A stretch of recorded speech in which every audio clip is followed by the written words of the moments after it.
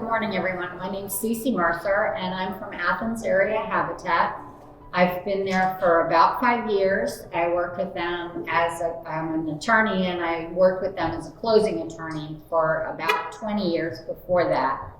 And I am I'm considered the business manager. That's my official title, but I sort of do a lot of everything. And I'm Carrie Ritzler. I am in the affordable housing program at Athens Land Trust. I'm in the position of interim director right now, and I have a background in education. Actually, I taught elementary school for 10 years, and now switching careers and working in affordable housing, and I absolutely love it. We have 4 programs that are aimed towards helping low-income families in Athens, Clark County. We have a repair program called Brush with Kindness, and we have people come and apply, and basically, as long as the project is under $5,000, we are able to help with repairs, modifications. The only requirement is that they are homeowners in Athens, Clark County. We also do something called eHARP, which is our accessible housing modifications. We do build ramps, we do bathroom modifications, and we try to make it so people can age in place and not have to move out of their homes. That's a lot of what I do. We also have affordable rentals, which we have 41 units currently, and it is based on income, and the requirement there is that there's an $1,100 per month minimum income, and basically our tenants pay about $300 a month in rent or somewhere around that. And our goal is to help folks become homeowners, getting that financial stability that they may need for a couple of years. Sometimes they're not quite qualified for the homeownership program, but they are able to move into the homeownership program from our tenants. And that's really, that's our graduation process, and we get really excited when we have a tenant who is able to achieve homeownership. Our homeownership program is, I think, unique. Our partners, basically, what they put in is 500 hours of this mask. I think while you're speaking, I have a whole face. Whoa. Our homeownership program is great. We basically partner with our homeowners. The homeowners put in $500, and then they put in 500 hours of what we call sweat equity. The first 200 are working on other people's houses. And we have, in the beginning of the process, we have you work 3 days on the construction. This is pre-COVID.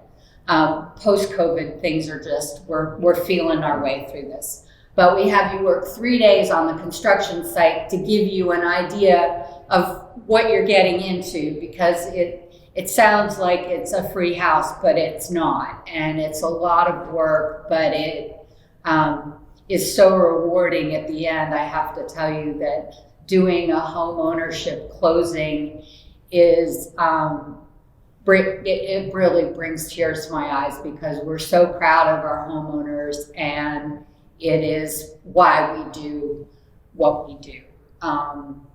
So you put in the 200 hours of sweat equity on other people's homes, and then you put in 300 hours on your home.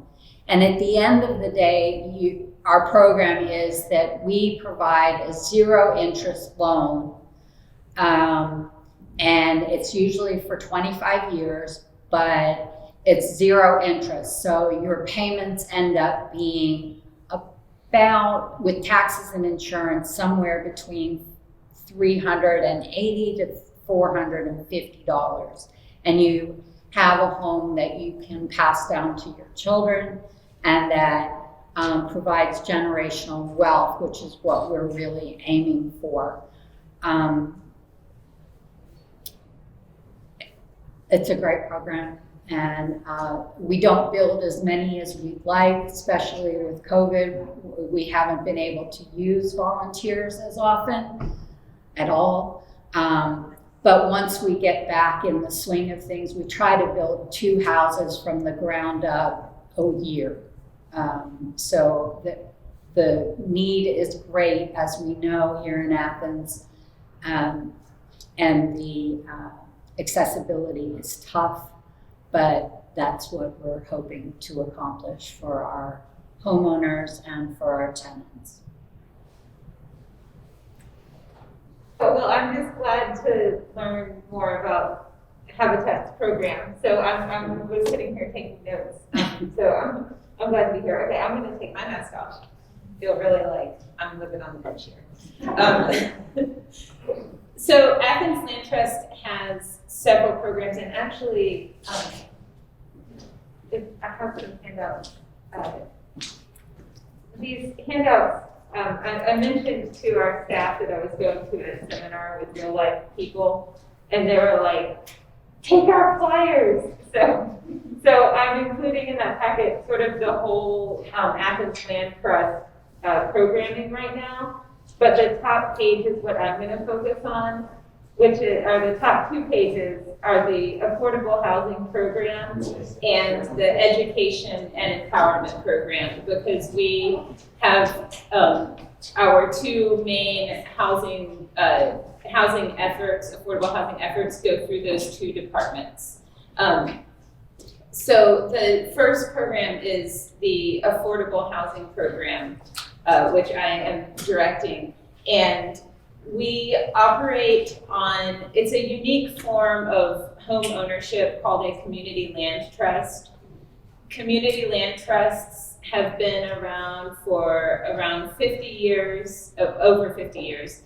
Actually started in Georgia, and were started by some folks who were involved in the civil rights movement, wanting to build up some community land to establish some wealth and control over their property and build a farm. And that was in South Georgia.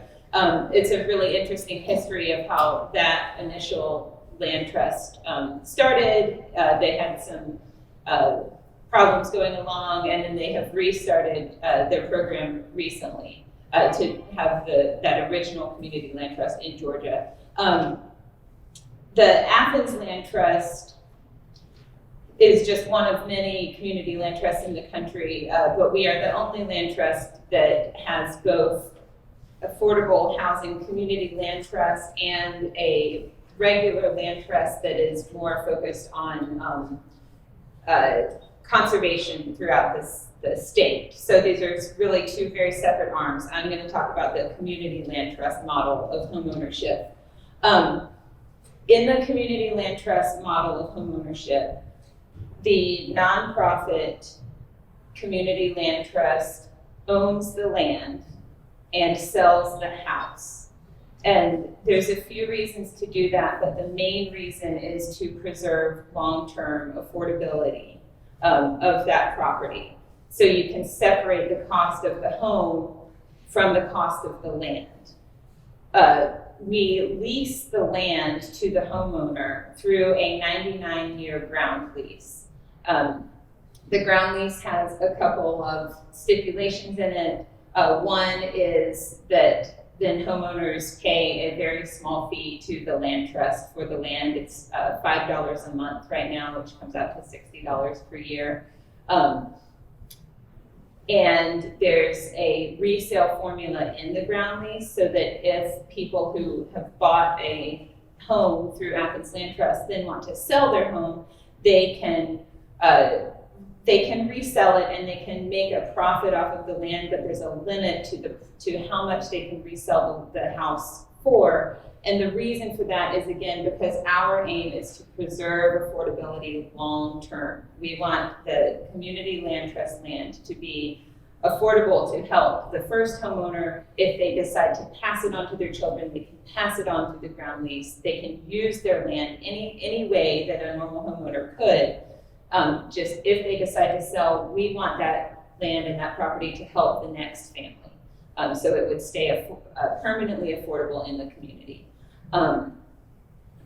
So that's a unique form of homeownership, and I feel like it's a great way to build community. As part of the Athens Land Trust, people have an opportunity to be involved in the larger organization. We have homeowners that serve on our board and serve on the housing committee to steer the development of new housing options and give us guidance on making any decisions about housing. The idea of the community land trust is that the folks living on that land, are working together to manage the land in whatever capacity they want to, in terms of being neighbors, taking care of their personal property under the ground lease, whatever. So the requirements that we have for entering our program are, if you look at the bottom of your page, it has income limits. We serve people who have 80% or less of area median income. So on that chart, it shows you if you have one person in a house this year, if you are under $36,300 per year of your income, then you would qualify for our program. If you have two people, it's $41,450, et cetera, et cetera. So that's the major qualification to apply to our program, is to be within those income limits. There's more information on here about how to contact. I did include cards on yours. The top card is Marquita Richardson. She manages our homeowner program. She is the main point of contact for anyone who has questions about the application process. If you come and get an application from us or call her, she will send you one. She'll call you back and meet with you and talk you through your program. She is a certified HUD counselor, so housing counselor, so she can just give you the whole story of what it's going to involve to purchase a home. She looks at credit scores and can just give tons of advice on how to proceed once you apply. The second page and the other arm of our homeowner programming is in a different department. It's in the Department of Education and Empowerment. And through that program, we offer home buyer education courses. And the only reason that I'm here and not Marquita is because she is giving a home buyer education course today. These are on Saturday. They are 8-hour courses. It costs $10 to register. These, unlike the affordable housing program, are open to anyone of any income level. There's a $10 fee to register, but it's for an 8-hour course with Aisha is in that department. She's the HUD certified HUD housing counselor in that department. I've heard, I haven't attended one, but I plan to, because everyone that's gone, regardless of whether they've owned a home for 10 years or they are just thinking about purchasing a home, have said it is a wealth of information about how the process works and what to expect when you're going through a homeownership of any kind. So that we have our clients who are interested in the community land trust model. They attend those courses, but it's open to anyone. So if you're interested in homeownership through any program, through Habitat or just on the private market, I would encourage you to sign up for one of those. They're given monthly. I feel like I've talked a lot, but I just want to, bring your attention to the kind of information we collect with the application and what to bring to the appointment, and our office phone number is down there, but due to COVID, the best number to call would be Marquita, which is the top card there. I include my card because I love to talk to people. So you're welcome to call me. I manage more of the construction side and planning for new developments. So you're more than welcome to call me, but if it's about applications and about the homeownership program, I would encourage you to give Marquita a call. So.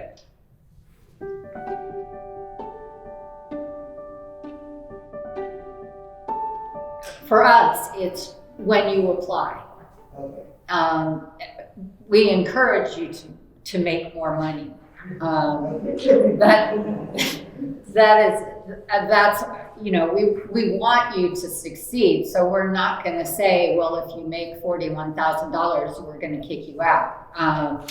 But it's for our program as well. We're at the 50 to 80% of median income. That's our target homeowner. We find that's the success rate, and for Habitat, over 80%. We're not allowed to do over 80%.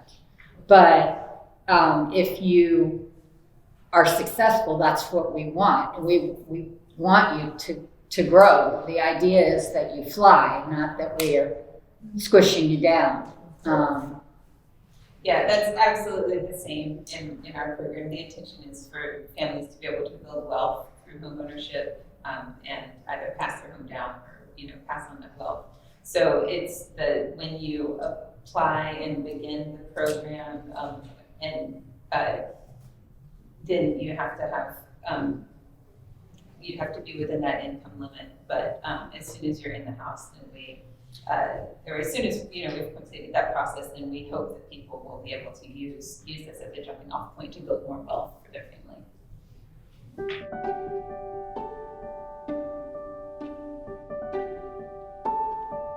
Right now, we have a number of lots that we are looking at doing in development and following children through school to see how the stability helps the kids.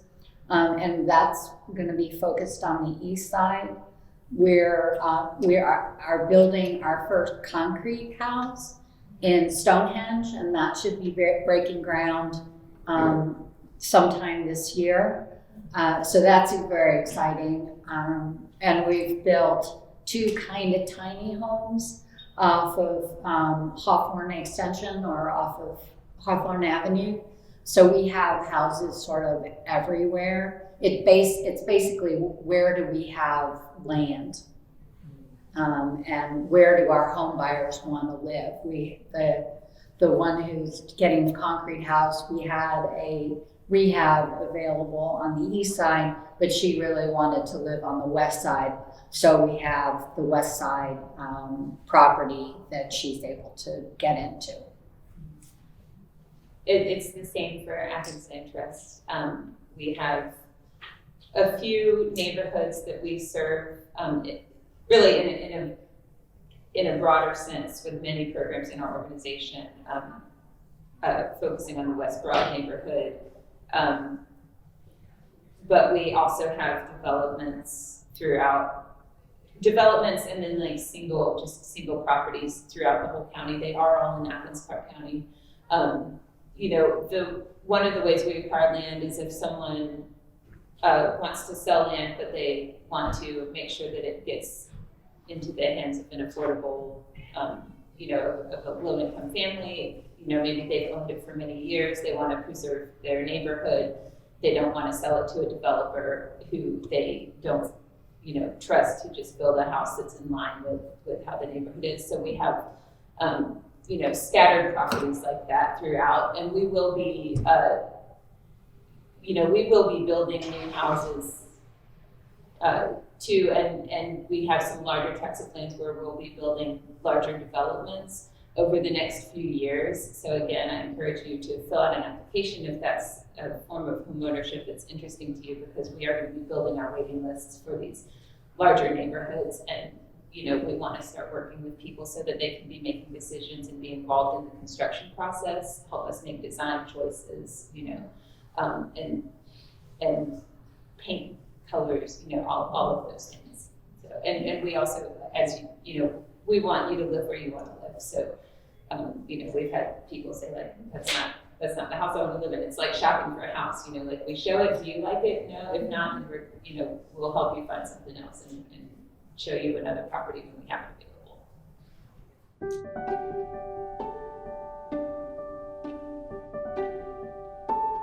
Unfortunately, I think for our programs, usually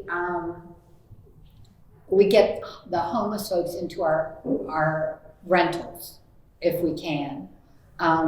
We find that the income level sometimes is a barrier for homeless folks. And for us, an eviction isn't necessarily a non-starter, for lack of a better word.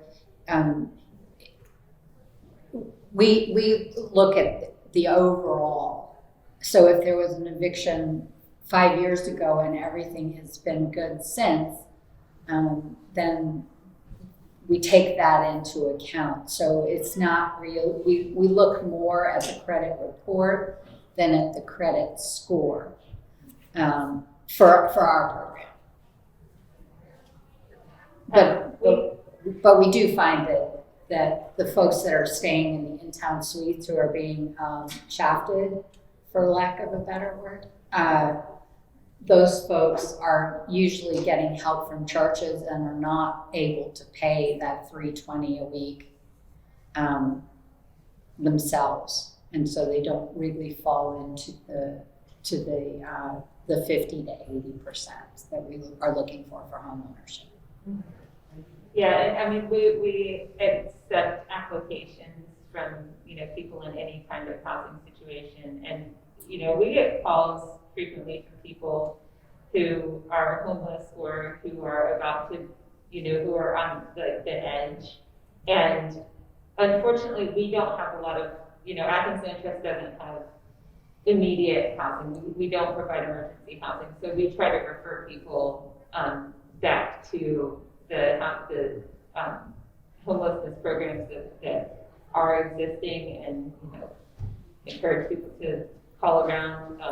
We're always sorry that we can't help more in those situations, but I welcome the cooperation. So I know there's some folks in here who are in the working with the homeless populations, and if anyone runs into a family that I know sometimes, someone has moved in with their family members and they may have income, but they haven't found a place, so we just welcome people to apply. We want to work with people. We can always do homeowner counseling, refer folks to that if they're not ready quite for the program. But we'll do everything we can to help.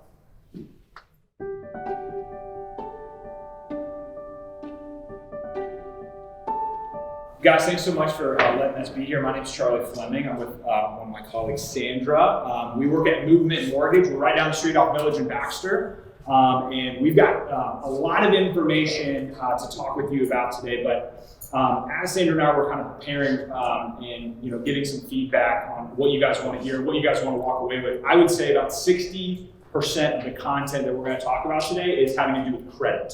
And what is credit, how to increase credit, what that means. And then we're also going to talk, and Sandra's going to talk about that, and she's also going to talk about our Black Homeownership Initiative project that Movement Mortgage is doing. So I shared a graph with you guys today, and we looked at the differences between white Americans, Asian Americans, Hispanics, and Black Americans. You would see there's a long disparity, and it's staggering and a huge. We're talking about COVID as a pandemic, but really, this is a pandemic in and of itself. So we're pressing into the space and talking about it, but not only talking about it, but trying to do something about it. Sandra's going to talk about that as well. So once she finishes up credit, which is a huge portion of the time we're going to spend today, I'm going to talk a little bit about the process and products that we offer. So take it away.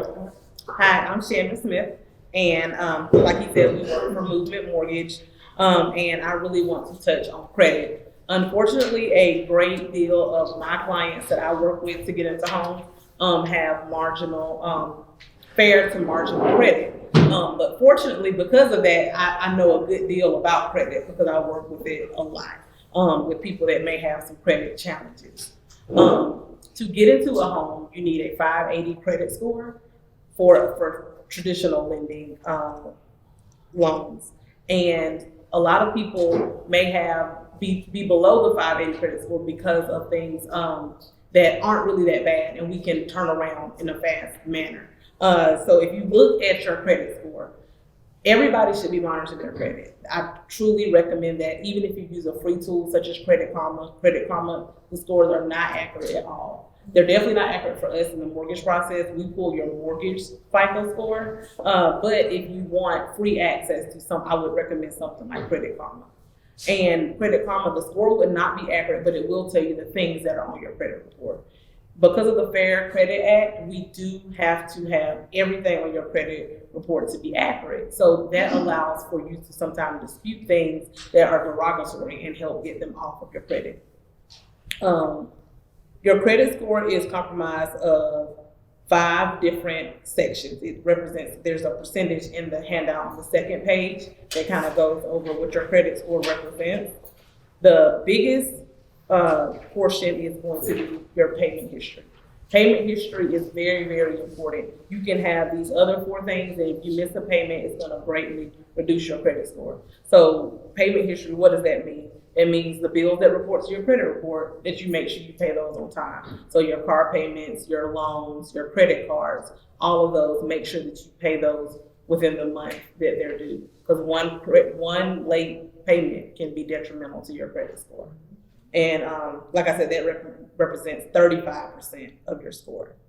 The next biggest factor is going to be 30%, and that is capacity and amount owed. That's basically your utilization on your credit cards. Credit cards are very important. A lot of people are kind of scared of credit cards if they had a bad experience or someone they know they had a bad experience with them. I like to say, don't look at it as debt or a tool to get debt. Put something like Netflix, something small on it monthly, and just basically forget that you have it. When I say forget that you have it, make sure you pay it. I had one client that just said, you said forget that I had it. They literally did not pay it. So definitely get it. Use your account, your credit, your checking account, pay it, cycle it every month. Then every month that's an on-time payment that you'll have. So your capacity basically means your limit on your credit cards compared to your balance. You want to make sure that your balance is at least 10%, no more than 10% of your limit. So if you have a $200 limit, you don't want to go over $20. And that really affects your score, because if you max it out, you're going to lose 30% of your potential points on your credit. You don't want to do that at all. That's the easiest thing that people can fix themselves and the fastest. The next is length of credit. You can't really do anything about that if you don't already have had credit for years. But so that's why if you don't have much credit reporting, get something started today. And you can get with me, and I can definitely recommend some great accounts that can get started and report to all 3 credit bureaus. New credit is 10%, and that is inquiries. So you don't want to open up tons of accounts. So if I look at your credit and see that you don't have much credit, you don't want to go open 10 accounts today, because that looks bad and is frowned upon as well. And the last one is the types of credit. So types of credit would be, you want a good mix. You don't want to have all credit cards. You don't want to have all loans. A good mix would be a couple of credit cards, a auto loan. If you don't want an auto loan, there's other loans that we have that are kind of like the starter loans that you can get to that will report monthly. And of course, a mortgage loan is a good, that's a separate kind of loan as well.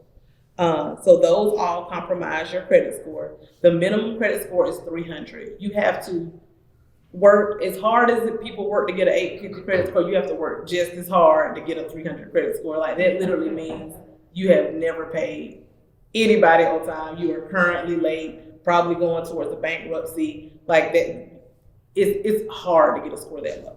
The lowest I've seen is in the 4s, like the high 4s. And usually when somebody is in the high 4s, that means they're currently late on something and have all of their cards maxed out.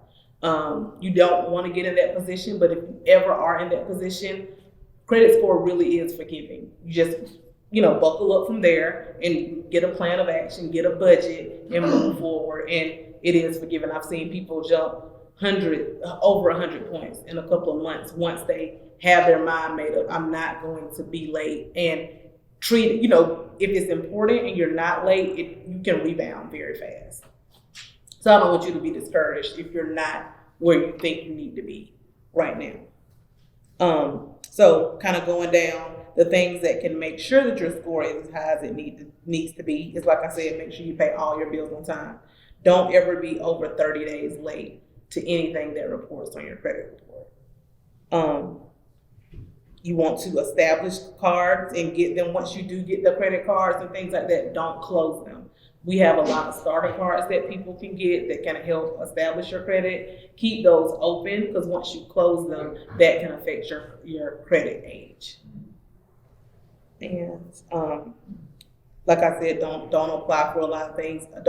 What happens sometimes when people's scores start increasing, you get happy. I mean, if you've been denied before, nobody likes to get denied for anything, especially something they want. So once that happens, you start getting the pre-approval letters in the mail. So I had one guy had a Lane Bryant card. What you doing with a Lane Bryant card? You don't even but he's just like he some kind of way he got on that list, and he had a Lane Bryant card just because. So just like actively don't apply for things that you don't need or things that you don't need to help build your credit. As far as the outstanding debt that you do have, make sure that it's not maxed out. And when I say the credit score is forgiving, there are emergencies and things that arise. So don't beat yourself up if there's something that happens this month and your balance does go a little higher. Just make sure within the next month you pay it down, because the credit card, the capacity, that one is forgiving and it rolls over month to month. So this month, if your balance is a little high, you pay it down. Next month, your score will rebound. So don't get discouraged if it goes up and down. The next page kind of goes over the different tiers of your credit. And like I said, 300 to 400, you're actively not paying things on time. Your credit cards, if you have any, are maxed out. A lot of times people in that tier also don't have much credit too. People sometimes, like I said, are afraid of credit cards for whatever reason, but if you use them responsibly, credit cards can help your score a lot. Sometimes people come to me in the high 500s, and so they're on the borderline of being able to qualify. And what happens is they don't have a credit card. They get a credit card. As soon as that credit card reports, if you don't have a credit card at all, you can gain 30 or 40 points as soon as it reports. These tiers of credit report of your credit score can affect tons of things, not just buying a house.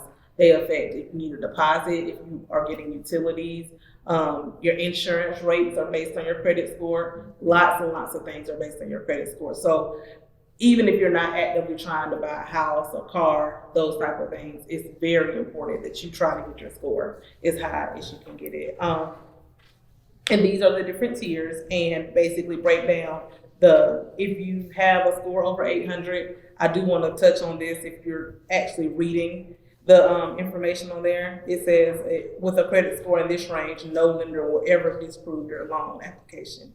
That is definitely not 100% accurate, especially when it comes to the housing market. And Charlie will touch a little more on this. We look at your debt to income ratio. So you can have perfect credit and maybe not qualify if you have a lot of debt. And also you can have a lot of income, and if you have really bad credit, you may not qualify. So it's kind of a happy medium that we have to look at for the housing process. But if you were going to buy a car, that would be the case. Like if you go and buy a car with an 800 credit score, they're not going to they don't really care about your income. You can just sign and go. And when you hear people say, I had to show pay stubs, bank statements, all that, that's because they want to make sure, because your score is lower, so they want to make sure you have the capacity. So that's basically your credit score in a nutshell. And how it pertains to purchasing a house is we have to have the 580 credit score, like I said. And the higher your credit score, just like any other things that you buy when you're purchasing a home, the easier the process is. The lower the interest rate, sometimes the more you can get approved for. So you're gonna always wanna strive to get it as high as possible. And like I said, I deal with credit every day, so I can look at your credit report and tell you the things that you can do based on your short-term and long-term goals to see how high we can get it up for you.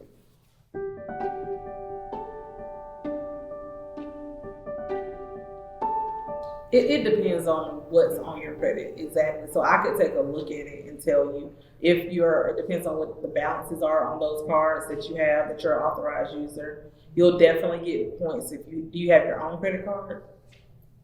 Okay, that'll help out. That'll help out a lot, just having your own card that reports you as the primary account holder. And then it depends on the derogatories, how old they are, if they're still reporting monthly, all of that makes a difference.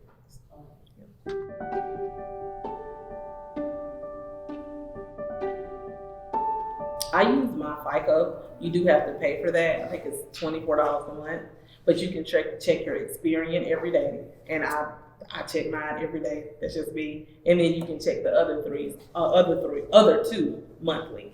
So I definitely recommend that. But if you want something free, like I said, Credit Karma, the score is not accurate at all. So I don't want them to pull it and think they have a 700 score and then go out to buy a car and it's 600. But it definitely will tell you the things that are on there. So if there's something that's on there that's inaccurate, they would know. But if they want a more accurate score, my FICO has all of the scores. It has your auto scores, your mortgage scores, and the mortgage scores on there are accurate, but you have to pay for it. Okay, thank you.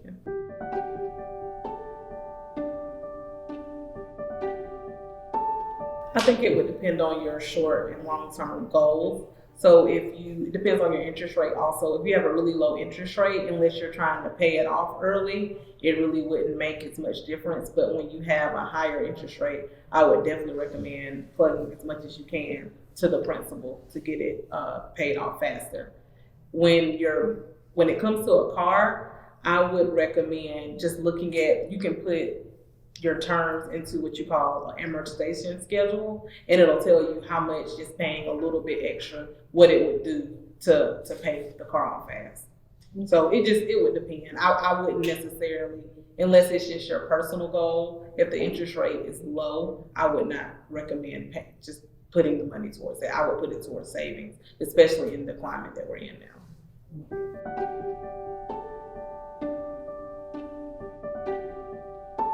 For the mortgage process, rates are ticking up a little. I know you probably all have heard how low rates have been, and they still are low, historically low, but they're higher than they were this time last month. So we're still probably in the threes, depending on what your credit score would be for mortgage rates. And I don't know really for cars. It varies. I've seen people have 23%. You can buy a brand new car at 0%, definitely like 0.9%, depending on, yeah, so.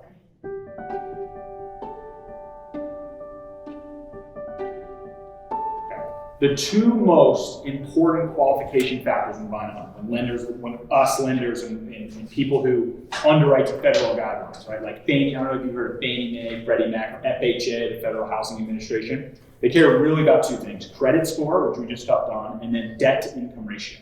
Credit score basically feeds into that thing called debt to income ratio. And it's a pretty simple equation. All we take is your minimum payment obligation, so car loans, student loans, credit cards, whatever, minimum, and then we add in the proposed monthly mortgage payment, and then we divide by your gross monthly income. We don't care how much you bring in net, but we look at gross. Now, and you've heard Sandra say a lot, it depends, right? It depends on credit score because it's very subjective. So most lenders want that ratio below 45%, and that's for a conventional loan, 45%. Now, in most cases, they'll go up to 50%, and FHA, get this, guys, 57%. But if you have a 580 score on an FHA loan, a Federal Housing Administration loan, you're very unlikely to go up to 57% because it's compensating factors, right? It's layers of risk. But if you're rocking like a 720, FHA is going to say, hey, we'll take you up to 57%. So in the way that we advise our clients but all that to say, the way that we advise our clients is we want our customers to be shopping with their pocketbook first, before their heart and their eyes, because we see it all the time. Customers drive around, they see a sign on the thing, they say, call Joe P. They call Joe P, and first thing Joe says is, hey, are you pre-approved? You got a letter? And then it's emotional. It's like, oh my gosh, the granite countertops, the fenced-in backyard, like this is amazing. And then they're rushing, and we're not planning. So what you guys are doing, you guys are getting a step ahead, is you guys are kind of like checking out the pocketbook. And then instead of, because we don't do this, I don't do this, most lenders and online lenders or whatever, they say, what are you qualified for? How much is the most I can get? And we completely flip that process. And the first question I ask is, what do you want your monthly payment to be? What do you want your monthly payment to be? And so then, because you might be watching a very large home and you say, Charlie, I don't want to go above $700 a month. Like that's my goal. It's way too much, or $1,000. And I say, okay, hey, in order to be at 700 to 1,000, this is the purchase price. And then I feed that information to Joe, and then Joe gets with you, and then he'll talk a little more about that process. But the first step in this roadmap, and we don't have time to get into this because it's very deep here, but the first step is to get pre-approved. And for us, it's 100% free. We don't charge consultation. We'll sit down with you. We'll consult you. We'll pull your credit. We will go over everything. And that way you get your ducks in a row, and then you understand how your pocketbook is, right? And so the two loan programs, and I kind of touched on this, is conventional and FHA. They're like the cheese pizza and the pepperoni pizzas, right? They're the most common. It's the most, the most common out there. So the main difference is, and I know I want to give Joe enough time here, but conventional is a minimum usually of 3% down, 3%. So if you're looking at a $200,000 house, you need $6,000 in the bank. FHA though is for folks with a little less credit down to that 580 mark, but they want 3.5% of skin in the game, right? So that's FHA, Federal Housing Administration. Now there is a program out there that's really awesome. It's called USDA, United States Department of Agriculture. That's 100% financing. Great loan, but however, if you want to have boots on the ground in Athens, Clark County, you can't do a USDA loan. You got to go out to Barrow, Oconee, Jackson, because it's geographically limited. And it's also income-based too. So if you got grandma living in the basement and you got a son working at Kroger or whatever, we have to count all that household income, and so you still need to qualify on those terms. And also another one is a VA loan. So if you're a veteran, it's another awesome program for veterans, 100% financing. Very, very strong loan. We do a lot of veterans loans in our branch. And those are basically the most common loan process or the loan programs that we offer. So, but the main thing I hope that you guys take away is just layers of risk, right? And so that's why we touch on credit a lot, is because the more likely that you are higher on your credit score is higher, the less that we will require from you, right? Because if you're at a 580, the FHA and the government's getting smart. They're saying, hey, if you have a 580 score, we're going to want money in the bank after everything's said and done. We call it reserves. But if you're rocking a 780 or even a 720 or 680, the FHA is not going to require any money left over. So the higher your credit score is, the better it's going to be all around, right? And two, we're an optimistic bunch, man. The cool thing is about credit score, you can work on it. You can fix it. You can do it. But you got to have that brain shift of like, I'm not going to be late. I'm going to clear up my medical collections. I'm going to pay down the credit. Last thing I'll say, a lot of people are getting stimulus checks, we're getting refunds of taxes, and here's what I'm advising my clients to do. Put it in your savings account. Put it in there and do not touch it. Because here's how you break the cycle of the credit card debt, right? And I'm shouting this from the rooftops.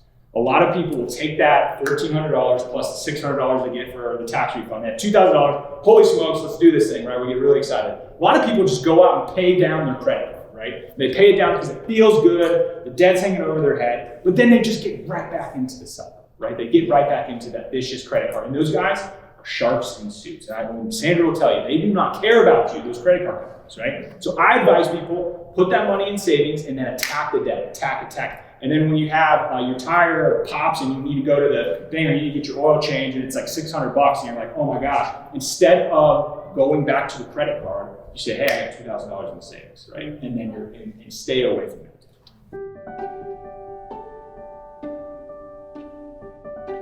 So if you're Schedule C is what we call it, or we're independent contractors. So let's take lawn care, right? If you got your own lawn business and you gross however much money, a lot of small business owners, and we do a lot of self-employed folks. That's kind of like our little niche and specialty. Is when you're a small business owner, what are you trying to do? You're trying to write off everything, right? You're trying to write off every single bit because we don't want to pay taxes on it, right? Totally, it's totally understandable, right? So we have to use the net income of self-employed, right? So it's kind of like you can't have your cake and eat it too, right? And so that's when people are filing for taxes. We talk about this, right? Hey, I grossed $40,000, but I net $8,000, right? Because I got these crazy expenses. We have to use that $8,000 a year, which is not good, right? And then we can add back in depreciation, but self-employed, especially with COVID, very, very difficult. I mean, the self-employed borrowers, I mean, they want to pull their hair out because we got to get profit and loss statements, three business bank statements. I mean, it can get really dicey because the government, the FHFA and the CARES Act, right? They're saying, hey, we want to make sure people are paying their mortgages on time. So we're going to kind of lay down the hammer and say, we want to make sure, because a lot of people were hurt last year. I mean, it was really tough. I mean, the restaurant industry and the hotel industry, traveling industry, a lot of people were hurting. So the government came in and said, hey, we're going to help, but it's going to be harder to get a loan.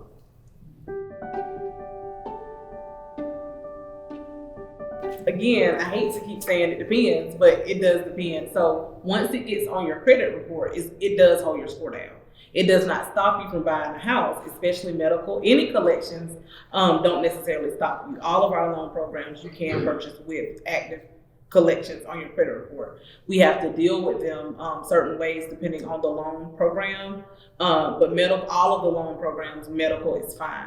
But the actuality of having that medical collection on your credit report is hurting it. So if you can get it off, it will help for sure. Yeah.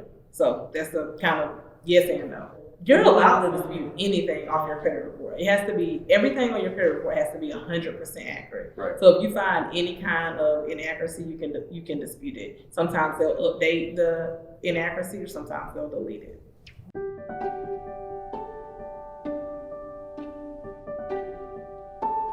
Depends. It depends. Everything does depend. And Charlie said something about how this is really involved and deep and all that stuff. But I would say this is not rocket science, or Charlie and I wouldn't be doing this. No offense. And it really, just do what we say and you're gonna get what you want.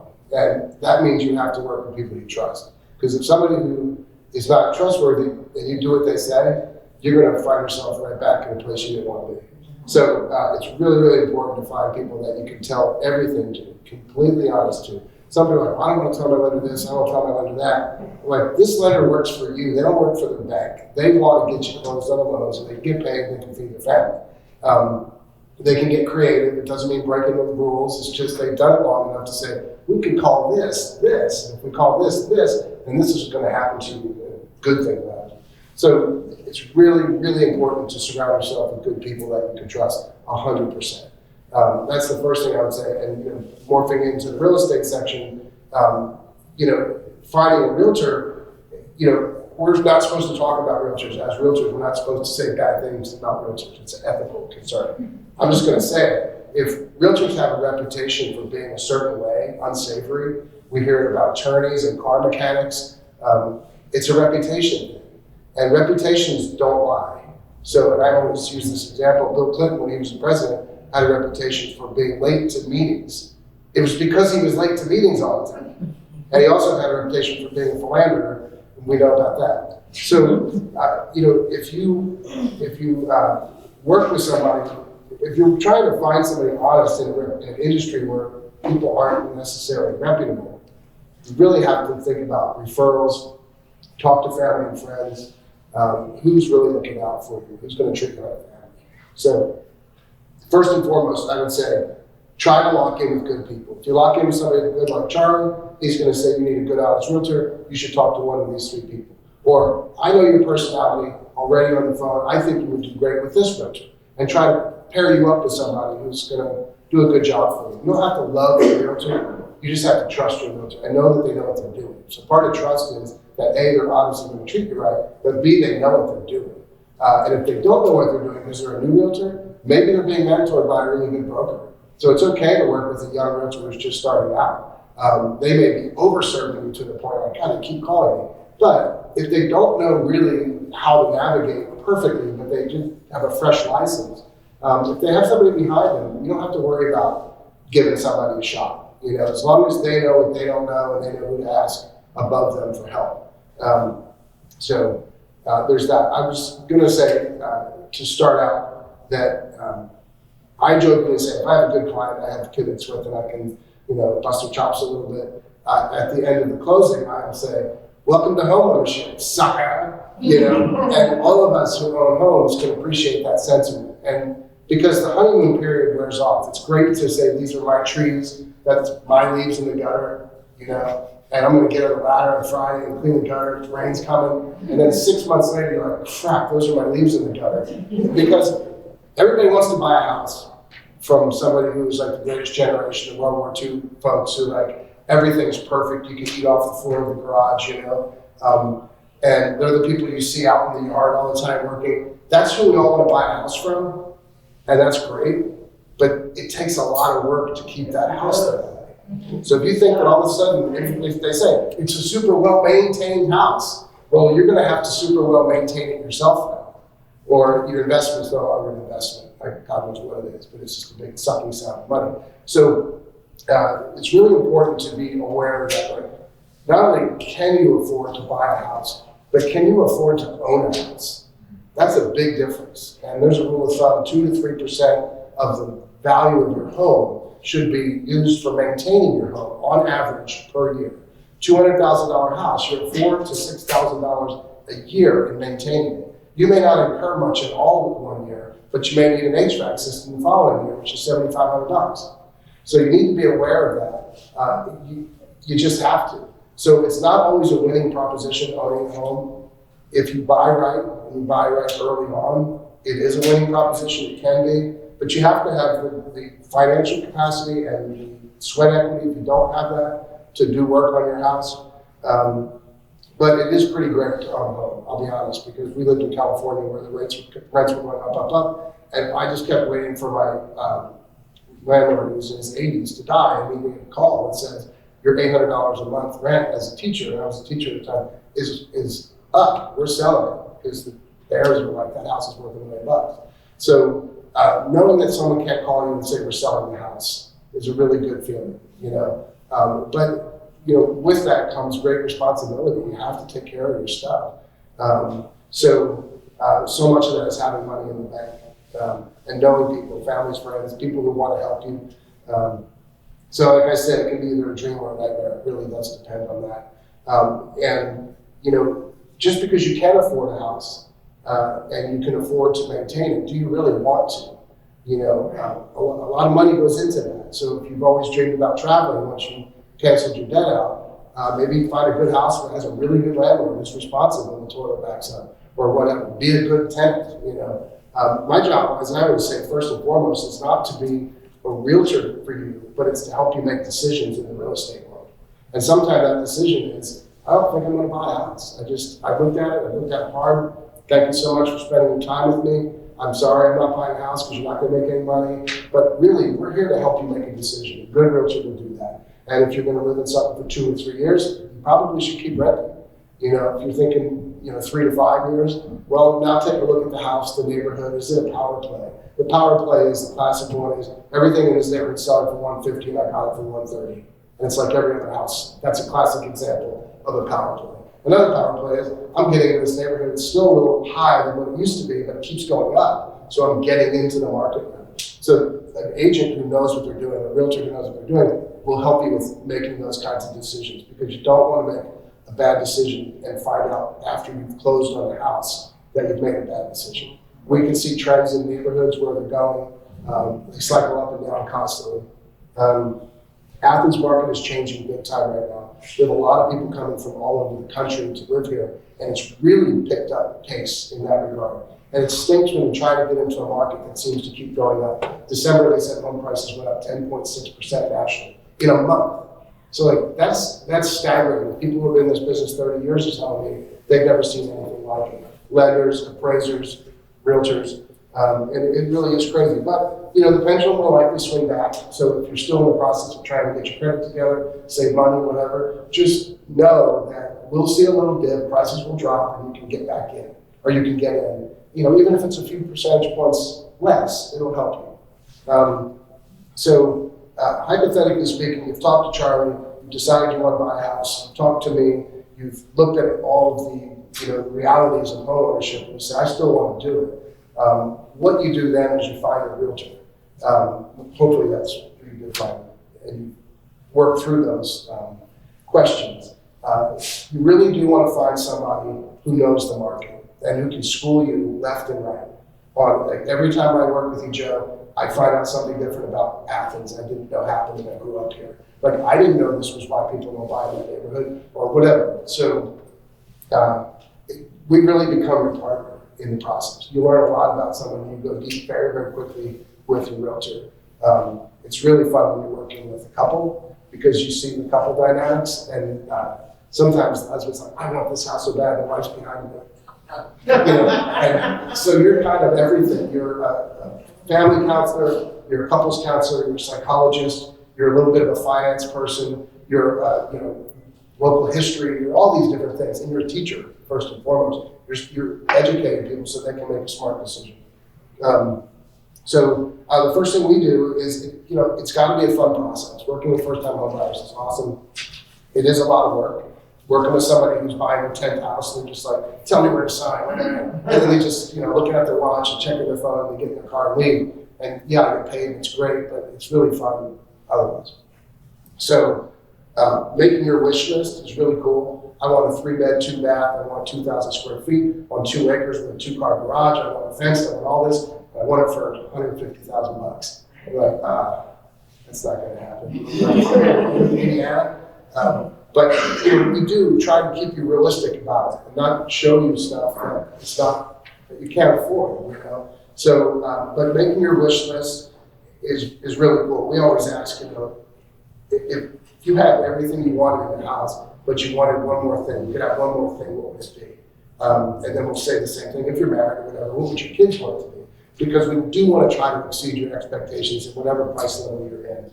So if you like, really like a big kitchen, or I've always wanted a big master bathroom or something like this, workshop, whatever. So we keep that in mind. We ask you, you know, what are your basic minimums? How handy are you? Are you willing to work on a house? If not, is your parent a contractor, or do you have the money to pay people? The other thing is a good realtor will keep you very well advised as far as hiring people to work on your house, from getting your home inspected, and getting a good lender if you don't have one, all the way to, you know, hey, our whatever clause halfway through, do you know a good plumber? You know, do you know a good tree service person? And you're holding up that thing in the back. That's definitely made a few years back for us. Nabo, we own Nabo across the street, across the hall here. But we don't disappear after you buy a house. A good realtor won't. You just keep talking to them. Hey, call Joe P, call Joe P, call Joe P, or call whoever. But we fix things for you by helping you get it fixed, you know. But what we do typically is we start looking at houses together.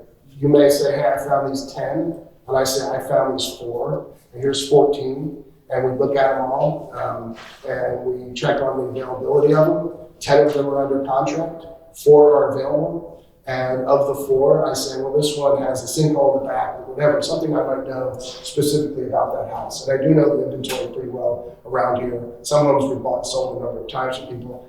Then we narrow it down to say there's 3 that are good. Let's go take a look at them. In a perfect world, get in the car, we go and look at them. And a good realtor will tell you, you go and like find reasons to buy the house. I'll find reasons for you not to buy the house. So you can be like, look at this kitchen, and I'll say, look at the water stains above the fireplace. This house needs a roof. You know, it doesn't mean you're not going to buy it. It just means going in eyes wide open, and can you negotiate a roof? And that's another part of the process. But you know, a good realtor will help you just stay focused, because it's a fun time and it's a good time to be excited. But I learned one time, an agent or a client once said to me, talk me out of this house. We really want to buy it. Talk me out. And so that's what I try to do in my head is, I need to be trying to talk you out of something. And if I can't, then you know it's a good house. If you see my eyes light up, it's because this is a good house and we need to write an offer on it. I can totally see you in this. This is the problems, but I think I've talked to the other realtor. I have a sense of what these sellers are willing to do. But we're not here to be like naysayers all the time, but most of my clients, we love that you do that because, some of them have purchased a house in the past and they didn't have that.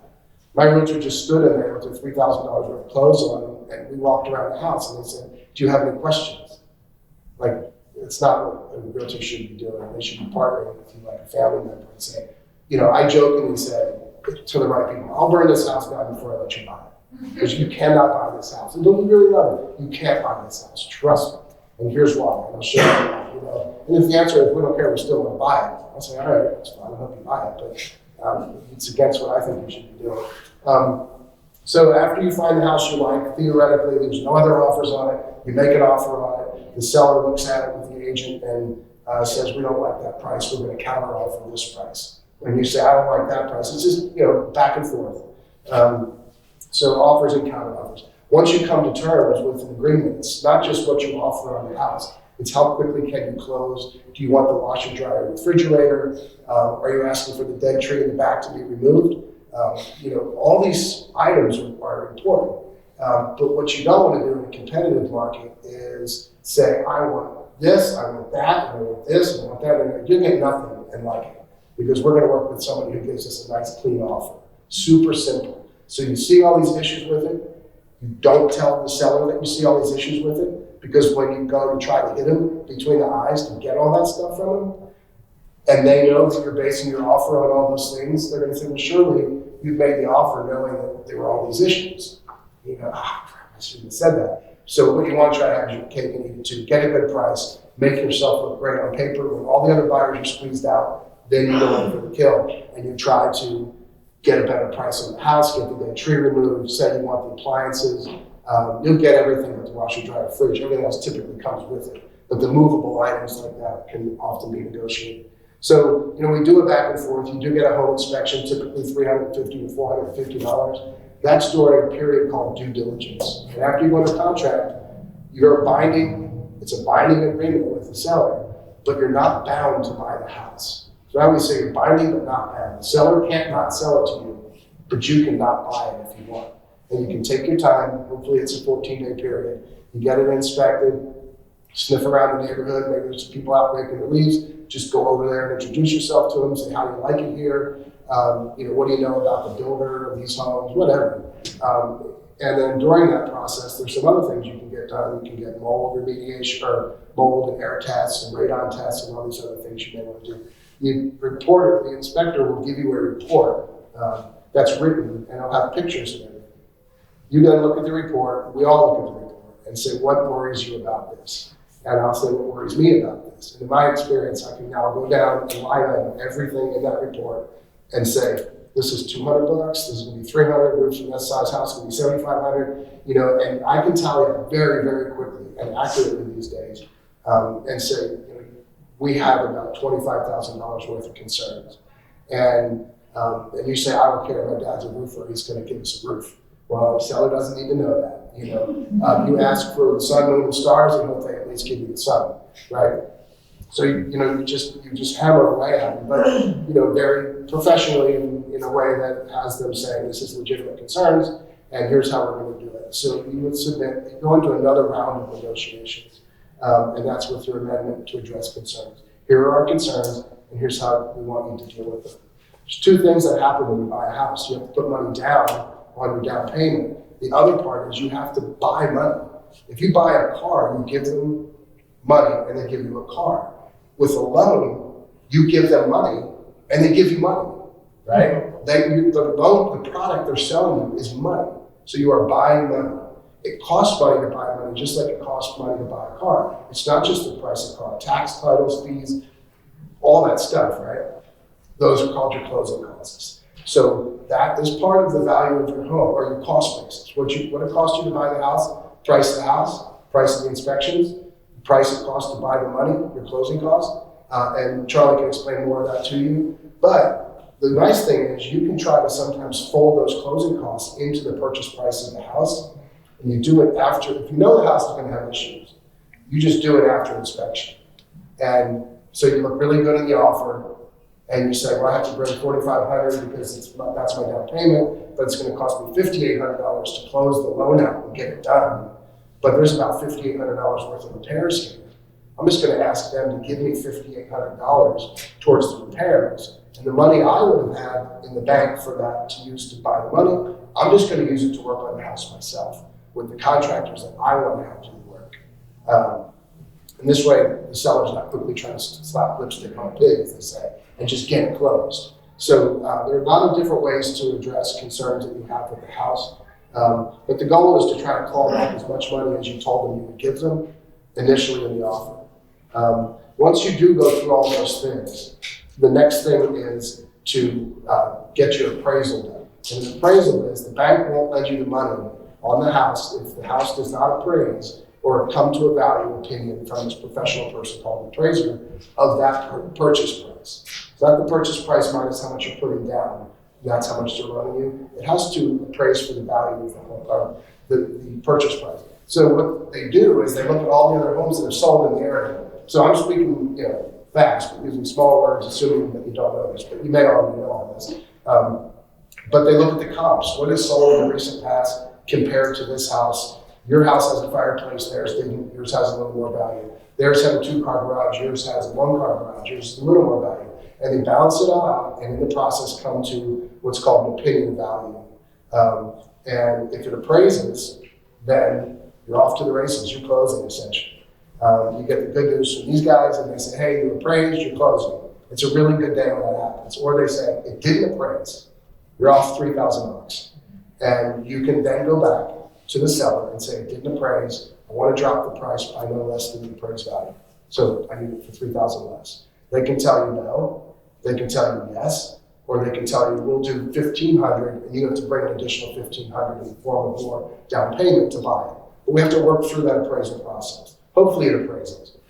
In this market, we've been seeing some appraisal issues because the prices are going up so fast that they're looking at comparable home sales from the past. So they're looking at a snapshot of the past to try to inform today. And if today keeps going up, there's very much a liable situation where it may not appraise. So you have to kind of be going into that eyes wide open. And that's a conversation you continue to have from day one. What if it doesn't appraise? What if it doesn't appraise? Well, my parents have 10 grand, they can gift it to me. Well, that's awesome, but it doesn't always happen that way. Or, like you said, just keep socking away your money in case you need to get your car tires repaired instead of putting it on a credit card. You say, well, I've been socking it away, I haven't had to get car tires, but I have that additional $3,000. And Joe P says this neighborhood's going up in value, I'm gonna be here 5 years, I'm gonna do it, But that's a decision you get to make. We have a financing and appraisal contingency period in your offer that says if they say no, and you can't afford to cover the difference, you can get out. And that's really important because you don't want to be stuck in a contract. And you do have to give what's called earnest money. It's not required in the state of Georgia, but you put up about 1 or 2%, sometimes more, of the value of the home, and it's held by a third party. Just a good faith gesture saying, I have this money, I'm going to put it here, I'm not going to touch it. And if I breach contract and I can't get it done, then you can have my earnest money. But we have protections for you along the way. Your due diligence period is 14 days. Where you're binding, but you're not bound, you can get out for any reason. Any reason. You don't have to give a reason. It's unilateral. You say, my foot hurts, I don't want to buy a house. Get me out. And you're out. But that money starts to go harder and harder in the direction of the seller with each day that you get closer to closing. So then you have your financing contingency period, 7 days, say. Go to Charlie, he says you're good to go. So that contingency period's done. The last thing is your appraisal. It's usually the longest period because you don't want to get your appraisal too soon, because these guys will take a credit card or pay up front for that appraisal.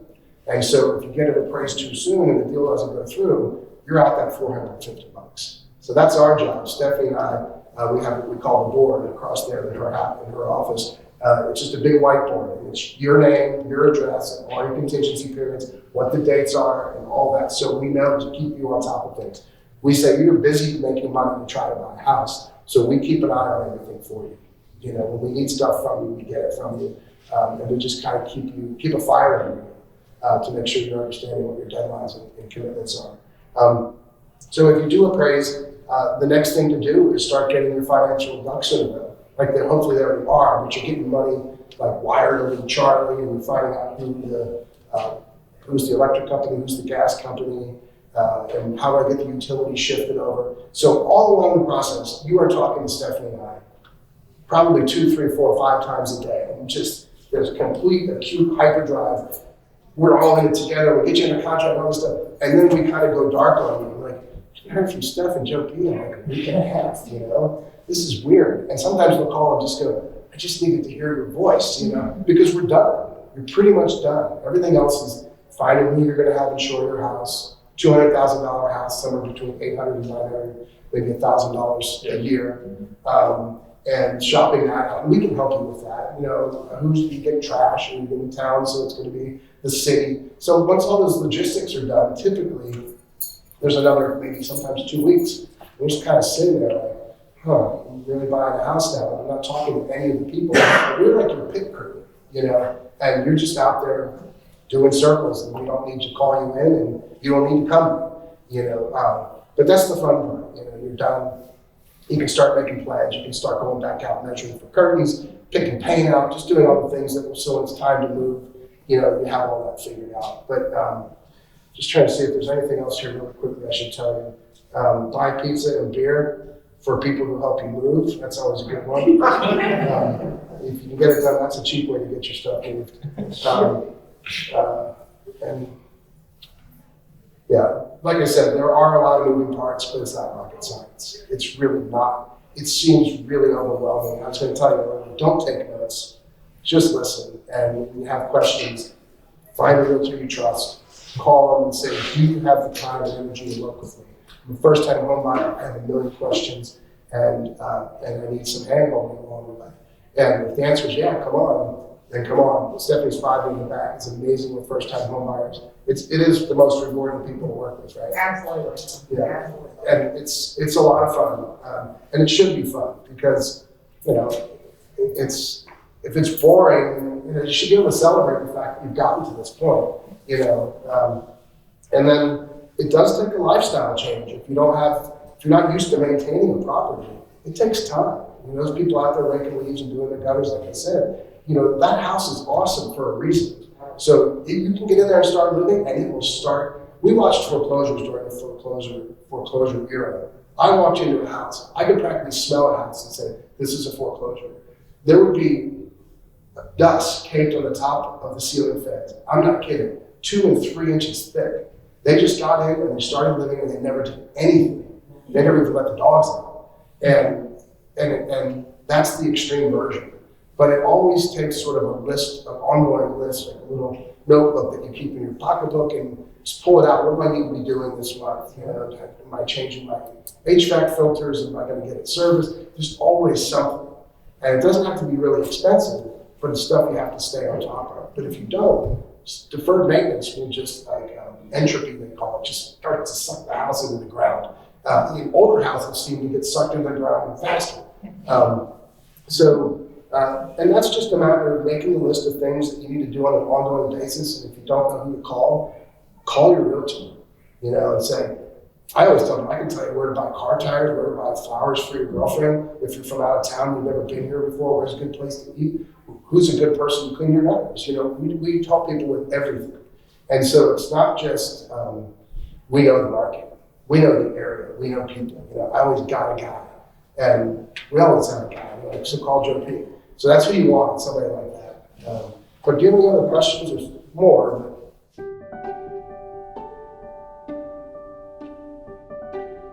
Well, if you like new construction and you can afford it, the answer is pretty simple. Get new construction. You know, it's modern code, modern energy efficient appliances, newer windows. The cheapest windows these days are better than the worst windows 10 years ago.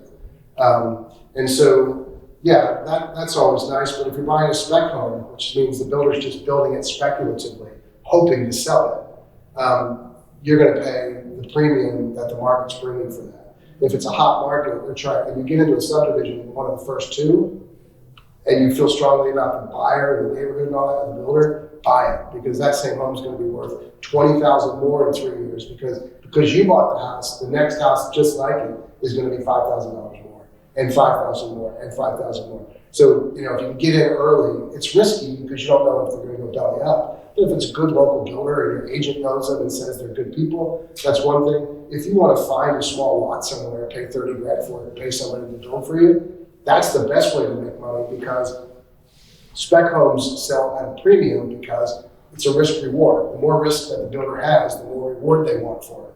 And so they're going to give it to you. They want it from you, I mean. So they're going to give it to you. But if you do it yourself, and you don't go crazy and dip all your stuff in gold, and you just say, I don't need granite, I'm fine with Formica. I don't need a clawfoot tub. I just want a plastic clawfoot tub, a faux clawfoot or whatever. You can buy a brand new house for way less than a brand new house would cost you, considerably less, say 20%.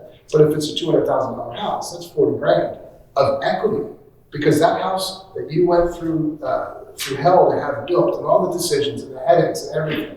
Well, what you get are two things. You get the house, but you typically get equity. That house is worth more than you paid to have it built.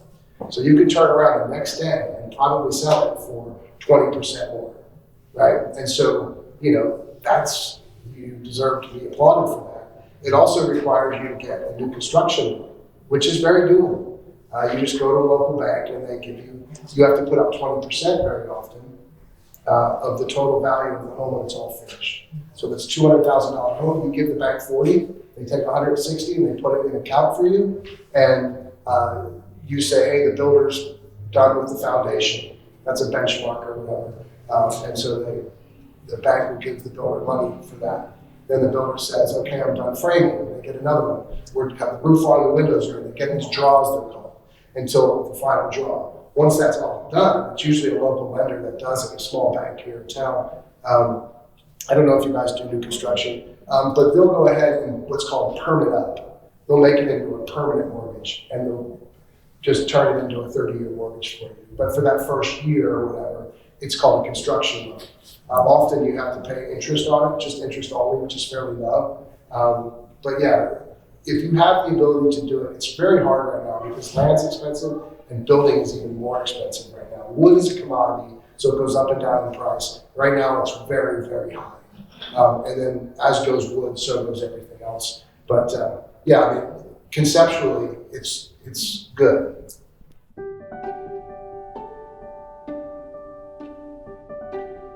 I don't know. I don't think so. No, it's not.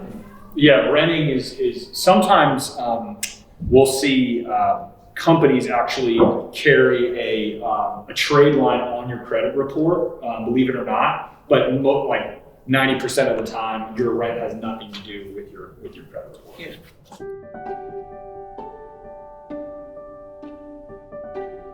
Okay, so a seller's market and a buyer's market basically is, in a seller's market, there are tons of people looking for homes and there aren't many homes.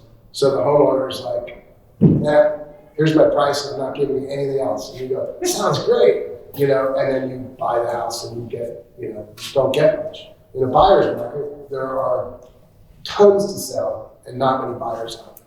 So the buyer can say, I'm giving you this for the house, I want you to wash your dryer, refrigerator, I want you to survey the corners, and I want to have the dead tree down, all that stuff. And they go, sure, anything else? They just want that house sold. So that's the best market to buy in. The neutral market it's balanced, and it's just basically supply and demand. And prices, it's a marketplace, so prices just go up and they go down. The thing about trying to create leverage in a seller's market and you're a buyer, typically there'll be multiple offers. So it's very difficult to win when there's multiple offers if you have a loan and somebody has cash and they're willing to go asking price or over. Often you end up just kind of, man, this is frustrating. It's really, really frustrating. But we've seen, people write letters and they take pictures of their family. And they say, this is the house, this is the neighborhood I grew up in. And I want my kids to grow up here too. And we would love for you to consider our offer. No, it's not cash, but we're bringing it strong. We're not asking you for anything. You know, you can take your refrigerator with you. We can close quickly. Or they say, well, we're moving into an assisted living facility and it's not going to be open for 6 months. And you go, great, stay for 6 months. We'll buy it 6 months from now if we can. And so you offer them other incentives to work with you. If they see that you know, they can relate to you in your situation at some point. You know, the only people who complain about babies crying on planes are people who have never had babies. You know, it's the grandparents are like, let them cry, it's okay, because they were there once. You know, but often people, they have money, and it's not just about the money to them. You can tug on their heartstrings a little bit, and it's one guy's like, that's insulting. I have to write a letter, and I'm like, then don't write a letter. It doesn't matter, but this is a stupid game. I'm like, no, you're actually really appealing to them, and you're saying, I'd like to try to buy this house from you. I can see myself here. It's not pandering, you know. But there are just some other things. You can say, look, we're not going to beat you up after inspections. We're going to buy it as is. We don't want to ask you for a bunch of stuff. We just want to have it inspected. If we don't like what we see, we'll terminate. But we're not going to ask you to do anything. And you may have a family friend who says, I can help you with all that stuff, or your realtor says, there's really not going to be much here. Tell them to buy it as is, you know. So there's all different, like I can set up and give you all different ways of trying to give yourself a competitive edge. And so often it's that you can close really early, work with a lender who can close you incredibly fast. And, you know, I have a lender who can close people in 16 days. And if these guys really have to hump, they'll do it, you know. And so this person says, 16 days, your offer's great, but that's really fast. I mean, can you give us 45? Well, suddenly you have somebody who's coming back to you hat in hand saying, please, I want you to work with us, but can you give us more time? Now they're asking you for something. If you have a seller asking you for something in a seller's market, you kind of have them on their heels, which is a good place to have them, you know. But you want to do it very gently, the old iron fist and a velvet glove kind of thing. You want, I mean, it's business, so you want to be reaching into the back pocket and pulling out their wallet without them knowing you're doing it. And you know, it is a business, and I have to be hard-nosed in a gentle way to work for my client. But anything you give them, or you tell them you're going to give them, you want to try to give as much of it back, especially if you're asking over. You know, you say, I'm giving them 10,000 over. I need to find 10,000 in repairs now, you know. But it's just an ongoing conversation we have from day one.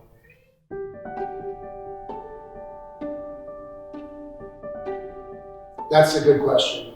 We have a friend, a client, who moved out here from Nashville, and he bought a house that he pretty much was sure he was overpaying for on Clover Street here, and it was like $212, and nothing right in that general area had sold for over $185 or something. But in Nashville, he watched all his friends buy houses, and then the price went up really high, and he's like, oh man, I missed the market. And then he watched his friends, the next round of friends did it and bought a year later, and he's like, those guys are fools. But then the price went up again. And he missed the market 3 times because he kept saying, I missed the market. There's no way it's going to keep going up. Well, it kept going up. So he got here and he's like, I'm not going to miss the market. So he paid $185 for this house, or he paid $212 for it. It was $185. And he hasn't really done anything to that house. And he's been here about 3 years now. And it's probably worth close to $300. But he's like, I got in the market, you know, but it was risky. You just never know. So is it going to keep going up, up, up? Yes. But is it going to go up crazy amounts? And will it retract a little bit? So, but over time, the average is that it's going up. That's probably what's going to happen. But we just have more and more people wanting to call Athens home. It's a good place to live, good place to raise kids, good place to grow homes. A lot of things here for seniors. And so it's not a seller's market. Right now, it is emphatically a seller's market. Yeah, we have about 60% less homes on market right now than we did this time last year. And this time last year, we had hardly anything on market. And so I would bet it's probably even more than 60%. It's just drive around, look for sale signs. Usually you're like, oh, there's sale signs everywhere. You know, it's not that way, and that'll tell you. So another thing a good realtor will do is, they always say, business begets business. So a business person drums up business by virtue of the fact that they do a lot of business. always have their ear to the ground, always talking to people. They hear something's coming up because they're talking to another realtor about a house, and they say, well, I have one coming up in Forest Heights. Oh, you do? You know, and sometimes they totally go with it. They'll let you get in early. You know, other times they don't because they want to try to bring their own buyers to it or something. But, you know, if you work with an experienced realtor that other agents like and trust and respect, they'll often tell you stuff before it hits the market. There's so many ways, like when someone's like, how did you get that house? You know, oh, we didn't see it hit the market. Well, it was about to hit the market, and my realtor actually went to the listing appointment, and the person said, I only want to get this amount. This happened in Green Acres last year. My good friend's little brother bought a house, and they said, we just want a net 135. And I was like, I can sell this house for $200,000 for you. We just want a net 135. And so my commission at that point was 6%. And I'm like, you guys are pretty cool. You know, that's really noble of you to do that. They were going to buy and live at the beach in a trailer. They were marine biologists, and they were leaving Athens. So I kept my commission 66%, and I did it for 2%. I just took 2% and I added it to the 135.